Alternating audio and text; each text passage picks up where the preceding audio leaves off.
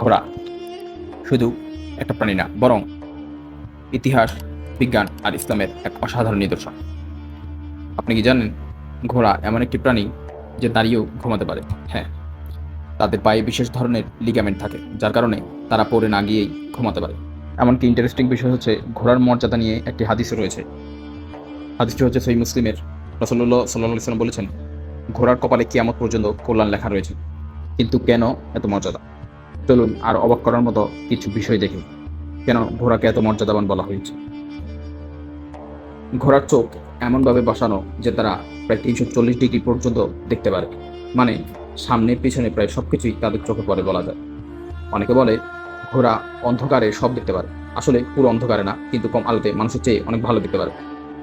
ঘোড়ার স্মৃতিশক্তিও অসাধারণ। তারা পরিচিত রাস্তা অনেক দিন পর্যন্ত মনে রাখতে পারে। তাই আগে যখন যুদ্ধ ও দীর্ঘ ভ্রমণে মানুষকে বাইরে যেতে হতো, ঘোড়া ছিল মানুষের সবচেয়ে বড় ভরসা তৎকালীন। এখন আসি এক চমকপ্রদ বৈজ্ঞানিক তথ্যের দিকে। ঘোড়ার শরীর ব্যবহার করে তৈরি করা হয় অ্যান্টিভেনম, মানে হ্যাঁ, আপনি সত্যি শুনেছেন, অর্থাৎ সাপের বিষের প্রতিষেধক। তাদের শরীরে ধীরে ধীরে বিষ প্রয়োগ করে এই ওষুধ তৈরি করা হয়, যা মানুষের জীবন বাঁচায়। এবার আরেকটু ইসলামের দৃষ্টিতে দেখি। একটি তো সহিহ হাদিসে রয়েছে ঘোড়ার কল্যাণ সম্পর্কে, কিন্তু দৃষ্টিভঙ্গিও আমাদের দেখতে হবে। যেমন ইসলামে ঘোড়াকে শক্তি, প্রস্তুতি এবং সম্মানের প্রতীক হিসেবে দেখা হয়। কোরআনেও যুদ্ধের জন্য প্রস্তুত ঘোড়ার কথা উল্লেখ রয়েছে সূরা আল আদিয়াতে। এবার আমরা আরও কিছু ইন্টারেস্টিং তথ্য জেনে নিই ঘোড়ার ব্যাপারে। যেমন ঘোড়ার হার্ট মানুষের তুলনায় অনেক বড় এবং শক্তিশালী।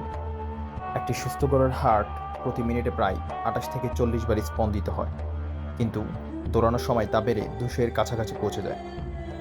আরও অবাক করার বিষয় হলো, ঘোড়া মানুষের আবেগ পর্যন্ত বুঝতে পারে। গবেষণায় দেখা গেছে তারা মানুষের মুখের অভিব্যক্তি দেখে বুঝতে পারে আপনি রাগান্বিত না খুশি। ঘোড়ার কানও খুবই শক্তিশালী একটি সেন্সর। তারা তাদের কান 180 ডিগ্রি পর্যন্ত ঘোরাতে পারে, তার মাধ্যমে খুব দূরের শব্দও শনাক্ত করতে পারে। আর একটি গুরুত্বপূর্ণ তথ্য হচ্ছে, ঘোড়া কখনো বমি পর্যন্ত করতে পারে না। এটা সবচেয়ে ইন্টারেস্টিং। তাদের ডাইজেস্টিভ সিস্টেম এমনভাবে তৈরি, যার কারণে খাবার একদিকেই যায়।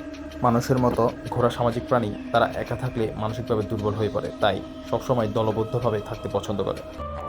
আজকের আধুনিক যুগে আমরা গাড়ি ব্যবহার করি, কিন্তু একসময় এই ঘোড়াই ছিল সভ্যতার চালিকা শক্তি।